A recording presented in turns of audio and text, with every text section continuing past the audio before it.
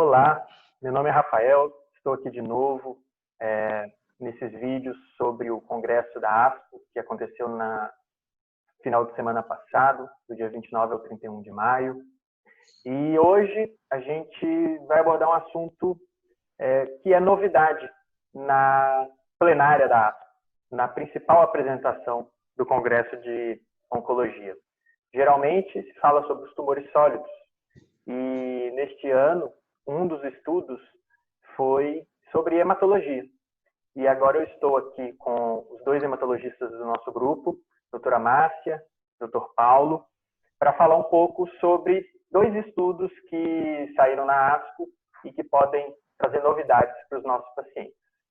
Vou começar com a doutora Márcia, vou dar as boas-vindas, e gostaria que ela falasse um pouco, doutora Márcia, sobre o estudo Endurance, que foi apresentado na plenária, na sessão principal, e se ele muda, se ele traz alguma novidade para os pacientes no dia a dia. Olá a todos. Realmente foi um estudo bem importante sobre pacientes com mieloma múltiplo que foram tratados na primeira linha. Então, o estudo ele conseguiu alocar cerca de 1.000 pacientes, um estudo bem robusto, e esses pacientes eles foram divididos em dois grupos. Um primeiro grupo recebeu o protocolo de tratamento standard, que é utilizado hoje, que é a base do bortezomib, a lenalidomida e a dexametasona. E o outro grupo recebeu como primeira linha o carfilzomib, a lenalidomida e a dexametasona. Então, houve uma comparação entre esses dois grupos.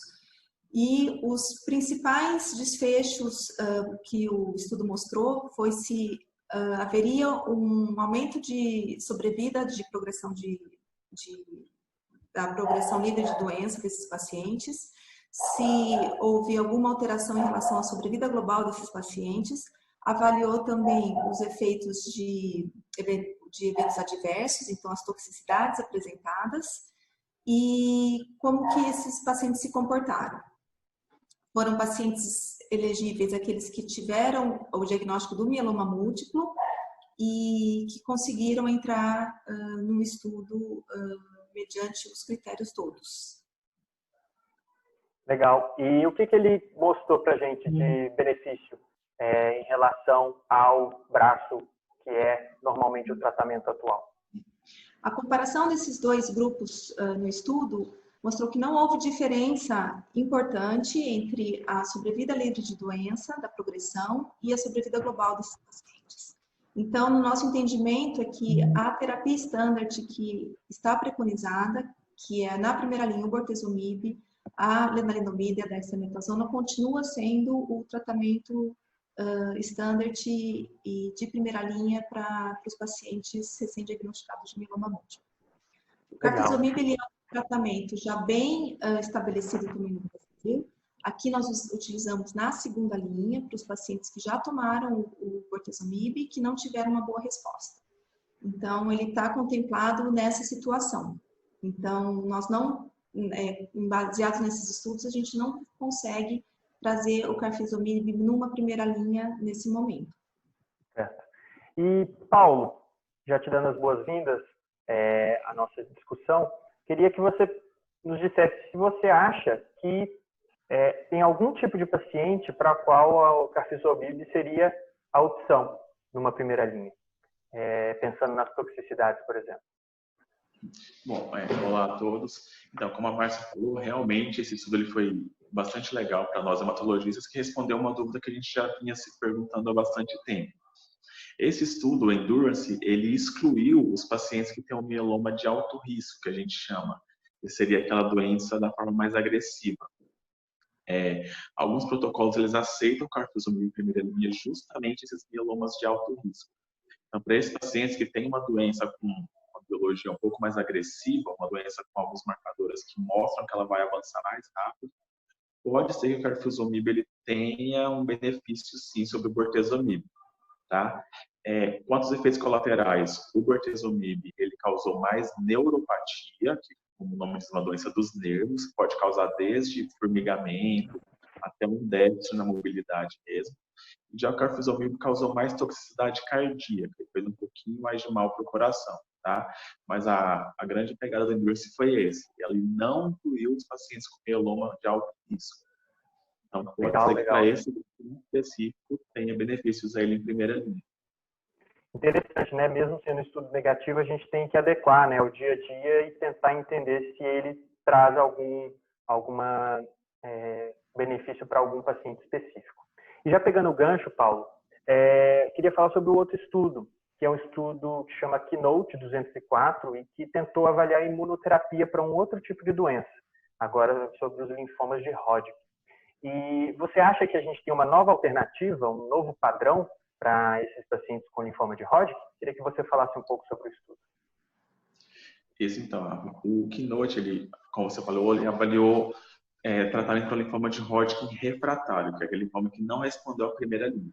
O linfoma de Hodgkin ele já tem uma quimioterapia que chama BVD, que a gente usa há bastante tempo, que tem taxas de resposta muito boas, mas alguns casos recaem, inclusive recaem depois do transplante de medula autólogo, que é uma opção que a gente tem também.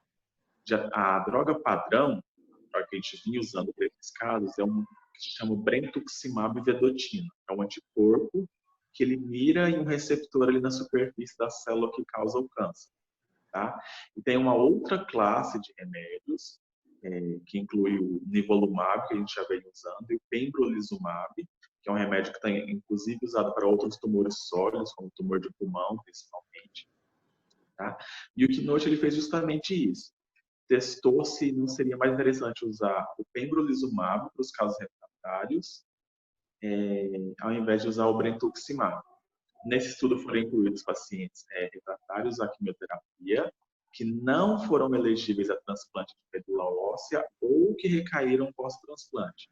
Então, as duas opções entraram. E essa é outra grande novidade do estudo. A gente até hoje não tinha nenhum dado robusto de qual seria a melhor segunda linha para quem não era elegido a transplante de medula. E o que o estudo mostrou é que quem usou o pembrolizumab, que é o remédio de comparação, teve melhores resultados.